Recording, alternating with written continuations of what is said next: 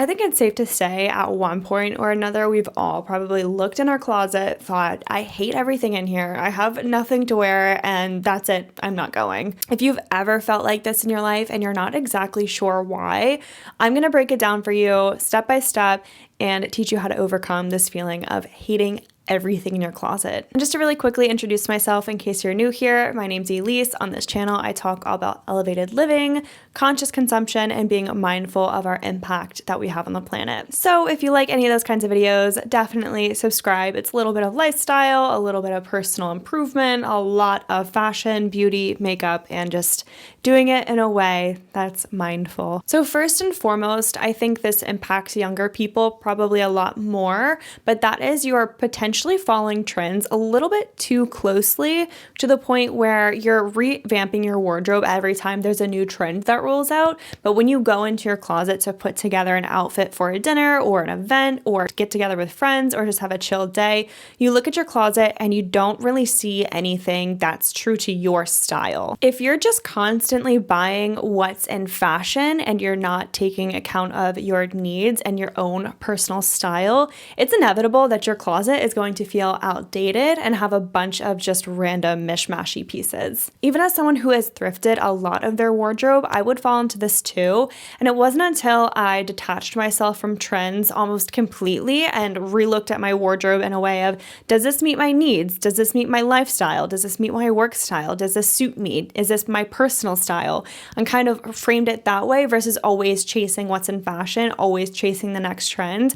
It really allowed me to look at things in a different perspective and see if it fit me, not the moment. You may not even be consciously trend chasing. It may just be unconscious, like you see it on Pinterest or TikTok or Instagram and you're always adding to cart. But when you look at your closet, it's just the trend from 2 seasons ago, the trend from 5 seasons ago, and then the latest trend. But do they all go together? Most likely not, because the point of a trend is to make all the other previous ones obsolete, so you have to then buy into this new one. Now let's say this rack was filled of only trendy pieces. It just cuts the wearability of my wardrobe in half, and much like statement pieces, trendy pieces usually are very unique and novel, and not very easily styled together. So as you can see, I'd have a much tougher time picking out outfits from this selection than I would with statement pieces mixed in with staple pieces. You might also feel that your wardrobe is full of statement pieces versus staple pieces. So you have things that are part of an outfit versus pieces that can all mix and match together to make essentially infinite outfits. And what happens when you have really bold statement pieces that don't really work in a lot of different ways is it pigeonholes you to wearing this one piece one specific way, or maybe maximum 2 or 3 ways. And then it feels like because you're repeating the outfit or repeating the exact same style or wearing that statement piece repeatedly, that it doesn't feel fresh, it doesn't feel novel, and you're not wearing it as much as you envisioned you would. And then when you go into your closet and you see this one thing that you haven't been able to style, it just doesn't make you feel great. So I do have some pieces in my wardrobe that I absolutely love, but they are a bit more on the statement side of things, so they don't always mix and match very easily with other pieces. For example, I have this super amazing chiffon blouse that I got off of Depop.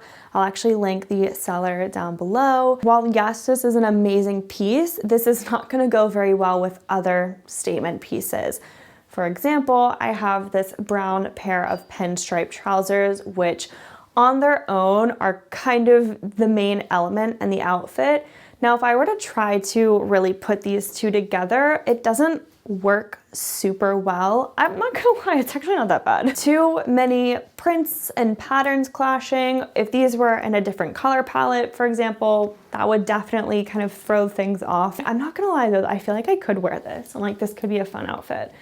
So maybe this isn't the best example. Maybe this is a slightly better example are these capris that I thrifted with this top. 2 rights can make a wrong, let's just put it that way. 2 things that are very over the top, maybe they don't need to always be styled together. And if your wardrobe is full of nothing but statement pieces, you're gonna run into this issue a lot. If you live in a place where you experience all 4 seasons, your wardrobe should more or less reflect which season that you're in. It's really easy to think that you're gonna wear your summer pieces and layer them for winter, and then you never actually do. What I recommend, not only to make your closet feel more fresh, but to get more use per wear out of every single item of clothing, is to rotate your wardrobe seasonally. You could do it each season or every 2 seasons, whichever works for you. And if you're in somewhere that doesn't really experience the seasons, you can still dress to the seasons with your color palette and kind of, again, give it that freshness, that newness, without completely overhauling it every single season. Just by paying attention to what your environment around you is doing and kind of dressing as such, it's going to make you feel more in tune, but also like you're moving through your wardrobe in a natural way versus forcing something to work in a season that it's not really supposed to, whether it's color palette wise or thickness wise and quality. Just making sure that it's fresh and appropriate for the season can really transform the way that you view your pieces. It's also worth noting that you may just have wardrobe gaps. I did a closet audit to kind of identify what gaps I had in my wardrobe. Now, gaps can be something that you're truly missing, you just don't have anything of or anything suitable of, or it's just an area where you want to make a little bit more robust in your wardrobe. I know for myself, I identified soft pants. I very specifically identified baggy, light wash jeans I wanted to add to my wardrobe. So potentially what's happening every time you go into your closet is you're opening it, you're looking at, oh my God, if I just had this one thing in here, I would be able to make so many other different outfits with it. It's very likely that you just have a gap in your wardrobe that needs to be filled. That way you can better mix and match pieces that are already there. I'm not saying every time you see something on Pinterest or Instagram that you immediately feel like you need that in your wardrobe and that's a gap. Really, it should work in reverse, where you notice the gap first and then kind of go on the hunt for it, whether it's thrifting for it, getting it secondhand online, or just keeping an eye on your favorite sustainable brands and seeing what comes out that fits that wardrobe gap. You may also be victim to your clothing not being within your color palette.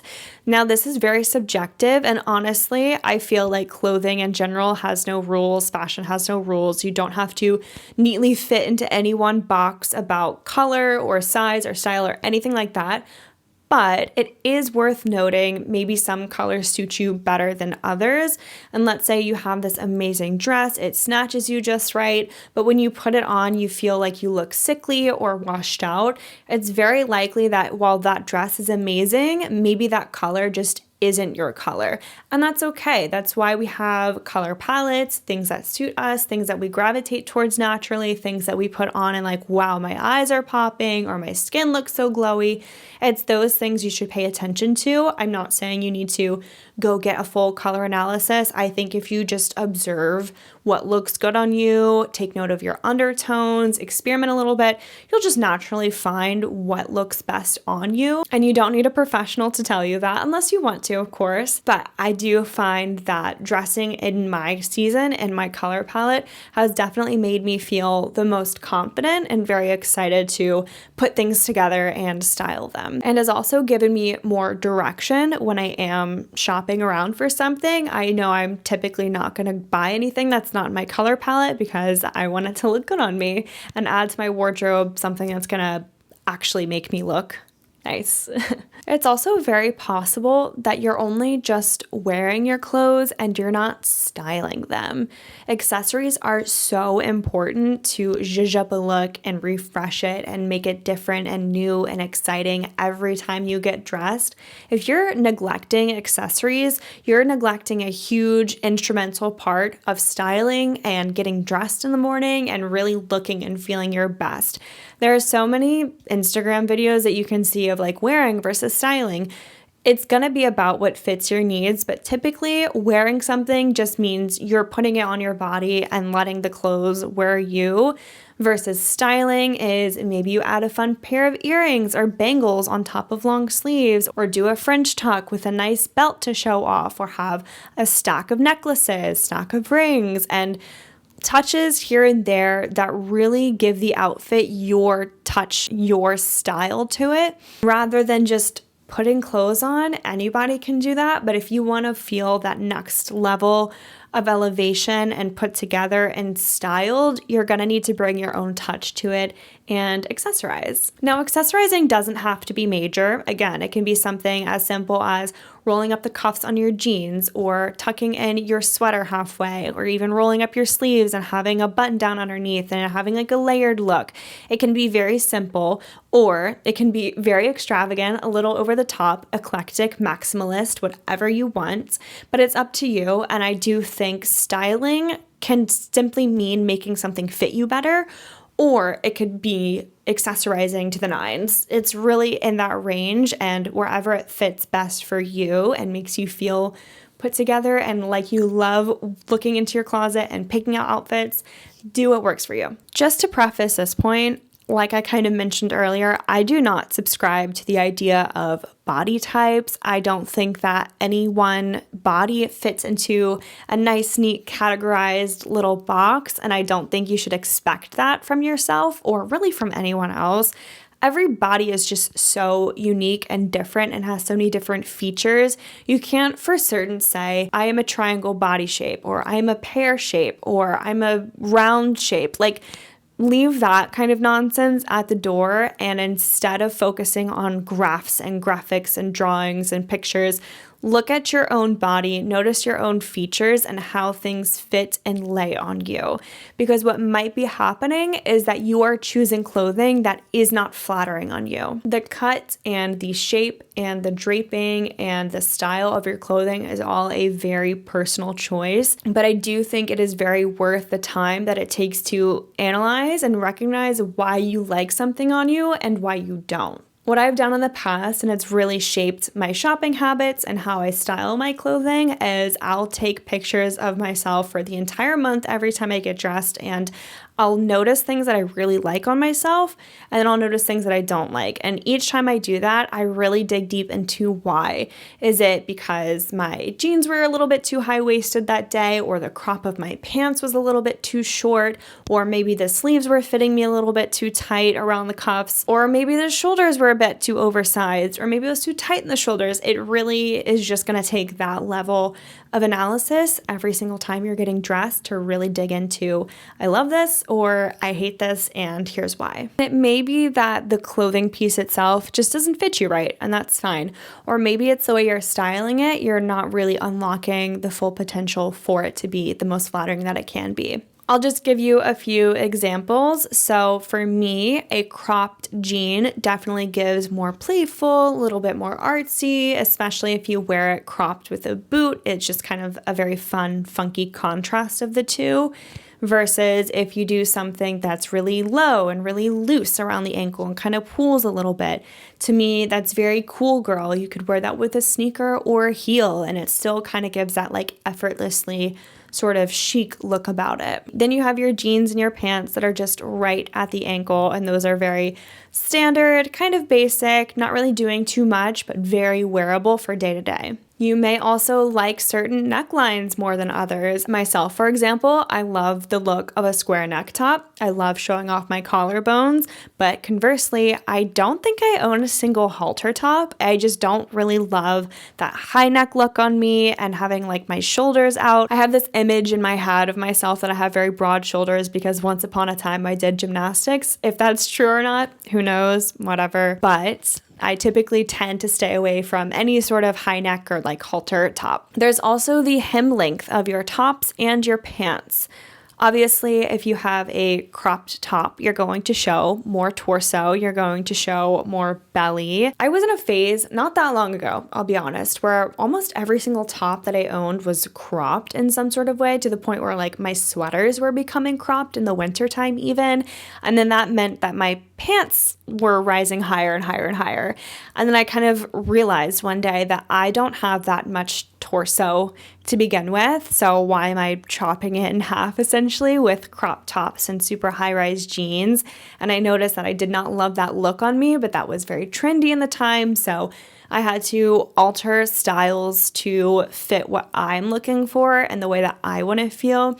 And I have settled that mid-rise are probably the best on me with just regular length shirts. And I'll break it down a little bit by rise height. So high rise is obviously going to make your legs look super long, really elongate them. So if maybe you feel like you've got stubbier legs, maybe a high rise jean is good for you. And you can pair that with a standard top or a cropped top, depending on how much torso you may or may not be working with. But even a standard top tucked in to a high-rise jean kind of plays on the torso length a little bit without succumbing to a cropped top and really kind of like chopping you in half. Now, mid-rise, it may not lengthen your legs as much, but it is going to give you a bit more torso space to play with. That's where I settle. As I mentioned earlier, I find that it's just the most flattering on me. High rise just takes up a little bit too much real estate that I don't really have to begin with. And mid rise does pair with most tops just across the board. And lastly, of course, is low rise. So that gives you the most torso exposure. So if you're someone who really wants to elongate that part of your body, I think a low rise would be great for you. It may not make your legs look the longest if you have just a standard hem, but a really fun way to play with still lengthening your legs and wearing a low rise is to lower the hem of your pants a little bit. So you still get from your hip all the way down to the floor of lengthening effect, but you still have all of that torso real estate to kind of play with and dress up as you wish. I think that necklines and hem lengths and the rise of your pants are way far down the line when it comes to styling yourself. I do feel like you should maybe try with all of these other things first and see what colors look best on you, what your personal style is, what fits your lifestyle, and stop trend chasing. I think once you kind of get those things down pat and you've taken a digital library of maybe like 2 weeks at least of outfits that you're putting on and you kind of dissect and analyze them a little bit, you are going to then move forward with so much more knowledge about what looks good on you and why, and be able to curate your wardrobe in that way. And then when you go to fill your wardrobe gaps, you're not filling it with more crap that you're going to be sick of. You're filling it with really long-lasting pieces that bring you joy and you are just excited to put on, instead of that dreadful feeling of looking at your closet and being like, the Grinch, I'm not going. Iconic line. Let me know some of your styling tips down below in the comments. I would love to hear them. I feel like style and design are just so personal and there's always something to learn about it or a new fun way to experiment. And I also think things like hair and makeup and skincare and even fragrance can all play a really big part in how you feel when you get dressed and just your overall personal style. I guess that's another tip, is like, don't try to get dressed if you don't feel good about yourself. Like maybe take a shower first, get fresh, get clean, and then go into your closet with like a clean slate. I would really appreciate if you subscribed, if you enjoyed this video at all, and also leave a like down below. It really lets me know that you're enjoying the content and I should put out more stuff like this. I feel like I haven't done a fashion video in a really long time and I was just itching to do one. So I, again, really hope you enjoyed it. Also, let me know down below in the comments if there's anything in particular you want to see from me. I want to get back into the fashion content and kind of pick this up a notch beyond like thrift videos. As fun as those are, I think just actually styling and showing outfits can be like way more exciting. Okay, I'm done blabbering. There's going to be a video recommended for you at the end of this one, so stick around to see what that is. I'll catch you next time. Until then, don't forget to be kind to yourself, others, and the planet. Bye. I took your clothing rack. I'm gonna put it back, I promise.